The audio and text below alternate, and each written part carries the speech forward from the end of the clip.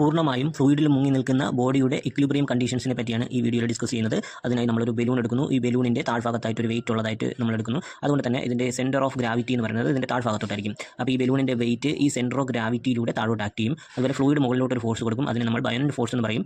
ഇത് centre of ബയനൻസിലൂടെ മുകളിലോട്ട് act ചെയ്യും. അത് നമ്മൾ FB എന്ന് എടുക്കും. ഇതിൽ നമ്മൾ W-യും FB-യും ഈക്വൽ ആണെന്ന് എടുക്കും. ഇതിനോട്ട് നമ്മളൊരു ക്ലോക്ക് വൈസ് ഡയറക്ഷനിലോട്ട് ഒരു ഡിസ്പ്ലേസ്മെൻറ്റ് നമ്മൾ കൊടുത്തു കഴിഞ്ഞാൽ ഈ W-യും FB-യും ചേർന്ന് ഒരു കപ്പിൾ ഫോഴ്സ് ഉണ്ടാകുകയും അതിനെ തിരിച്ച് നോർമൽ പൊസിഷനിലോട്ട് ആക്കുകയും ചെയ്യും. അതുകൊണ്ട് തന്നെ നമ്മൾ ഇതിനെ വിളിക്കുന്ന പേര് സ്റ്റേബിൾ ഇക്വിലിബ്രിയം എന്നാണ്.